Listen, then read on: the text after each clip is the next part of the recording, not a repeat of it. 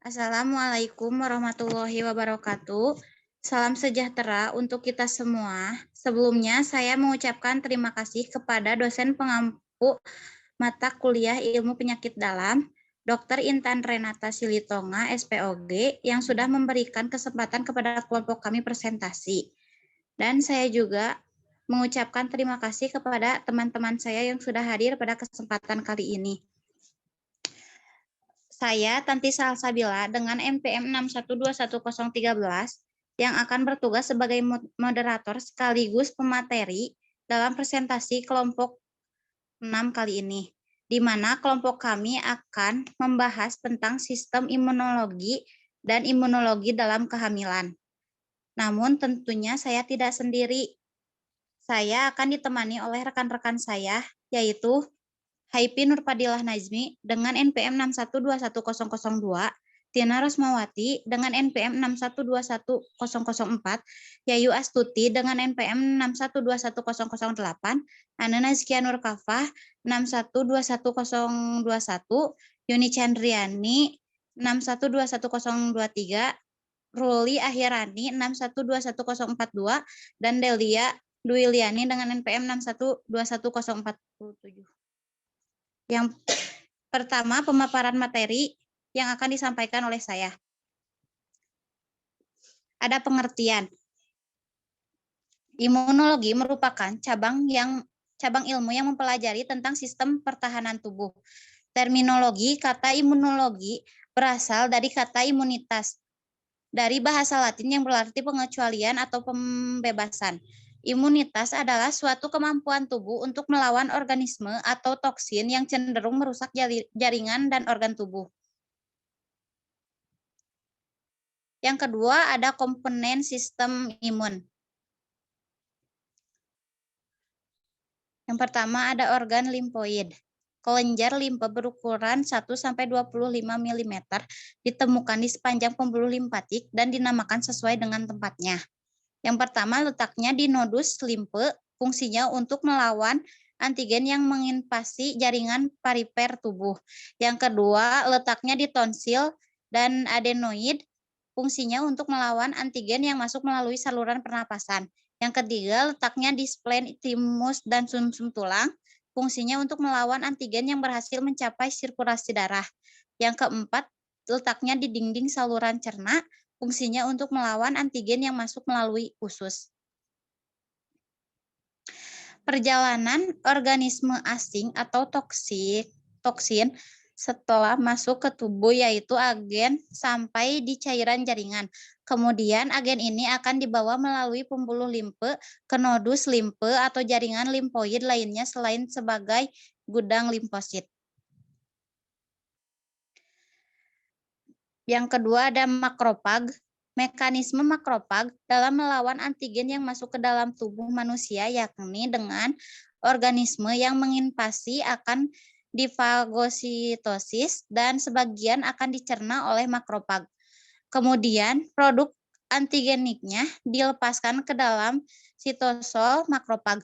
Lalu makrofag mentransfer antigen tersebut secara langsung ke limfosit dengan cara kontak ke sel ke sel, sehingga menimbulkan aktivasi klon limfositik yang spesifik. Makrofag menyekresikan interleukin 1, yaitu zat pengaktifasi khusus yang meningkatkan pertumbuhan dan reproduksi limfosit spesifik.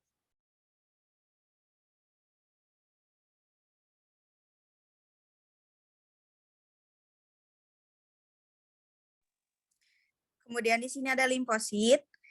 Limfosit ada dua. Yang pertama limfosit B dan limfosit T. Limfosit B membentuk antibodi yang menyerang agen yang masuk ke dalam tubuh. Yang kedua, limfosit T berperan dalam imunitas yang diperantai sel atau imunitas sel T untuk menghancurkan benda asing. Kemudian ada tipe sel T dan fungsinya. Sel T pembantu atau CD4. CD-T pembantu merupakan sel T yang jumlahnya paling banyak. Sel ini membantu untuk melakukan fungsi imun dengan cara menyekresikan limfokin. Sekresi limfokin diantaranya ada 7. Yang pertama, interleukin 2, interleukin 3, interleukin 4, interleukin 5, interleukin 6, faktor perangsang koloni granulosit, monosit, dan interferon Y. Kemudian ada fungsi sel T pembantunya. Yang pertama, perangsangan pertumbuhan dan proliferasi sel T sitotoksik dan sel T supresor. Yang kedua, perangsangan pertumbuhan dan diferensiasi sel B untuk membentuk sel plasma dan antibodi. Yang ketiga, aktivasi sistem makrofag. Beberapa interleukin 2 khususnya memiliki efek umpan balik positif yang mampu merangsang aktivasi sel T pembantu. Sel T sitotoksik atau CD8. Sel T sitotoksik disebut juga sel pembunuh. Protein reseptor pada permukaan sel T sitotoksik menyebabkan sel ini berikatan erat dengan organisme atau sel yang mengandung antigen spesifik. Sel T sitotoksik menyekresikan perforin. Sel T suppressor. Fungsi sel T suppressor adalah untuk menekan fungsi sel T pembantu dan sel T sitotoksik agar tidak menyebabkan reaksi imun berlebihan yang dapat merusak jaringan tubuh sendiri. Pembagian sistem imun. Di sini ada imunitas bawaan. Yang pertama, proses fagositosis dengan peran dari neutrofil, monosit, dan makrofag. Kedua, penghancuran organisme yang tertelan oleh asam lambung dan enzim pencernaan. Ketiga, daya tahan kulit terhadap invasi atau masuknya organisme. Keempat, senyawa kimia yang mampu menghancurkan organisme atau toksin seperti lisogen atau membuat bakteri larut. Polipeptida dasar atau menonaktifkan bakteri gram positif, kompleks komplement, dan natural killer limfosit. Imunitas bawaan disebut juga pertahanan tubuh non-spesifik. Dibagi dua, yaitu yang pertama, pertahanan tubuh non-spesifik eksternal. Pertahanan pertama yang berperan penting dalam menahan benda asing seperti bakteri, diantaranya kulit, membran mukosa, dan sekresi dari kulit dan membran mukosa. Selanjutnya, pertahanan tubuh non-spesifik internal. Garis pertahanan kedua, jika pertahanan pertama dapat ditembus, diantaranya sel darah putih, fagositik, protein antimikroba, dan respon peradangan. Selanjutnya, di sini ada imunitas didapat atau adaptif. Imunitas didapat yaitu jenis imunitas yang sangat kuat dengan cara membentuk antibodi atau menghancurkan agen penyerang spesifik seperti bakteri, virus, toksin, atau jaringan asing. Dua tipe imunitas didapat yaitu yang pertama, imunitas yang diperantarai sel atau imunitas sel T, yaitu limfosit T membentuk limfosit T teraktivasi dalam jumlah besar, khusus untuk menghancurkan benda asing. Yang kedua, di sini ada imunitas humoral atau imunitas sel B, yaitu limfosit B membentuk antibodi yang bersirkulasi, molekul globulin dalam plasma darah. Antibodi ini kemudian menyerang agen yang masuk ke dalam tubuh, jadi intinya imunitas didapat merupakan produk limfosit tubuh. Respon kedua pada imunitas didapat akan lebih kuat dibanding respon pertama jika terpapar agen penyerang yang sama. Imunitas didapat tidak akan terbentuk sampai ada invasi organisme asing, maka terdapat mekanisme tertentu untuk mengenali invasi. Mekanismenya yaitu setiap jenis organisme atau toksin hampir selalu mengandung satu atau lebih senyawa kimia spesifik, protein atau polisakarida besar dengan berat molekul 8.000 atau lebih, dan terdapat epitop pada permukaannya. yang membuatnya berbeda dari seluruh senyawa lainnya. Senyawa ini disebut antigen atau antibody generation. Setelah limfosit yang spesifik diaktifkan oleh antigennya, maka ia akan berkembang biak dengan cepat dan membentuk sel limfosit turunan. Selanjutnya di sini ada fungsi sistem imun. Fungsi sistem imun dibagi menjadi 3. Yang pertama ada pertahanan. Fungsi pertahanan sistem imun adalah membentuk imunitas spesifik untuk melawan agen yang mematikan, seperti bakteri, virus, toksin, dan bahkan jaringan asing yang masuk ke dalam tubuh.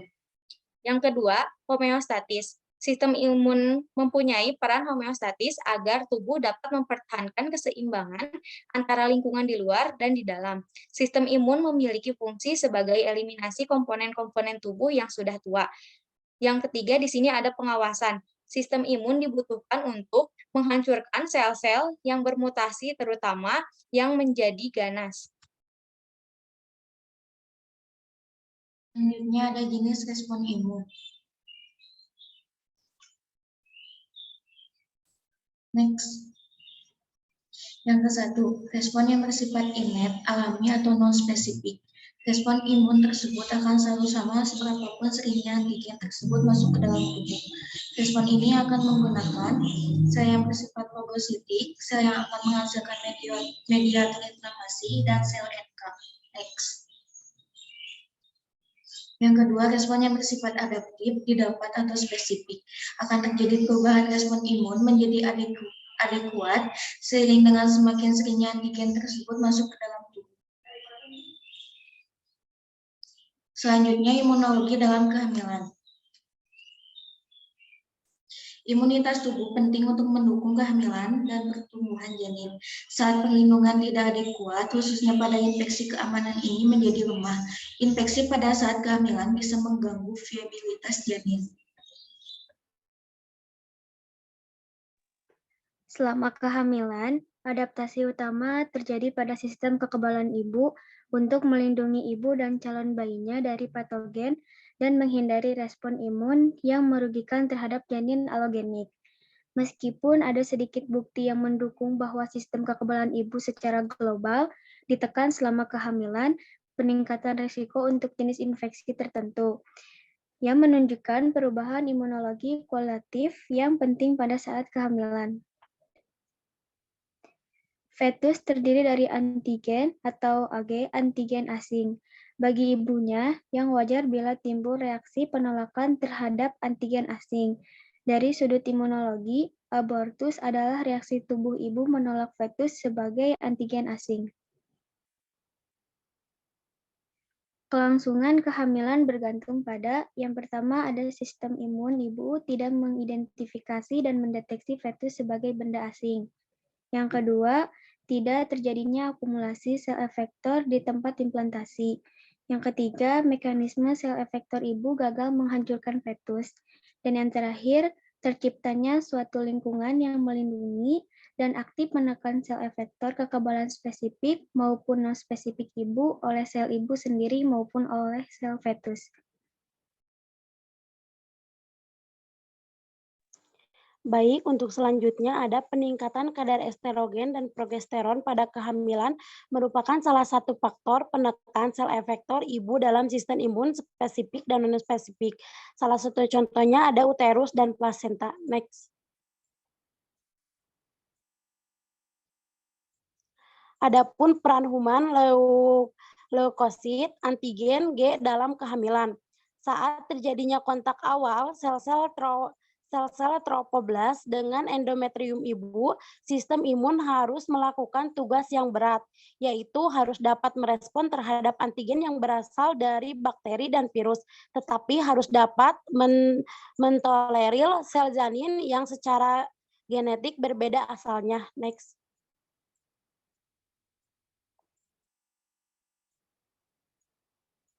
Selanjutnya, di antara semua mekanisme yang memastikan toleransi fetal maternal, HLA yang dihasilkan, tromboblas tampak memegang peranan paling penting.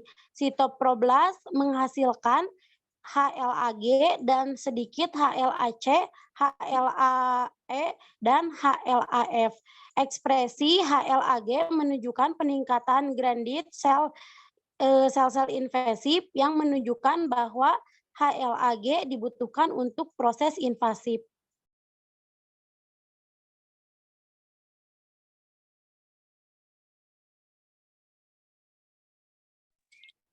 Berikutnya ada adaptasi imunologi selama kehamilan.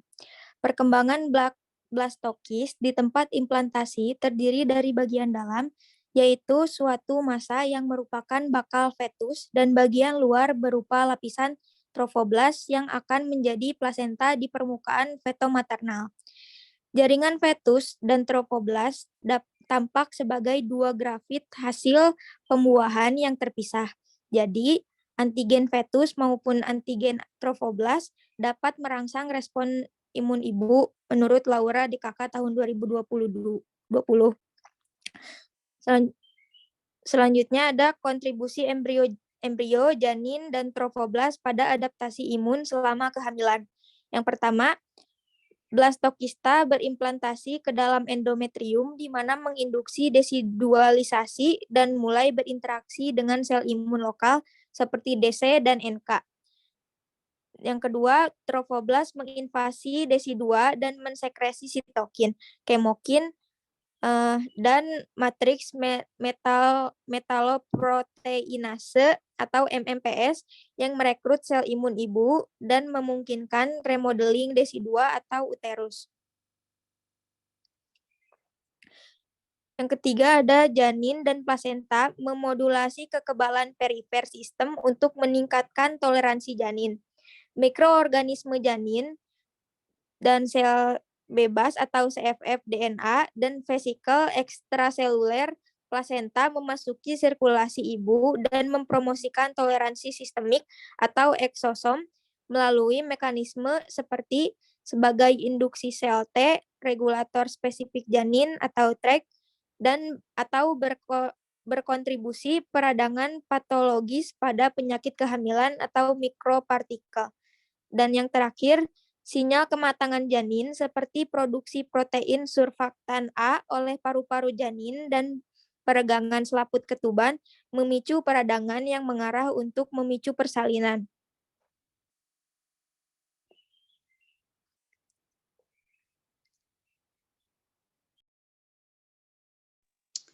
Baik, mungkin cukup sekian yang dapat kelompok kami sampaikan. Mohon maaf bila ada kesalahan. Wassalamualaikum warahmatullahi wabarakatuh.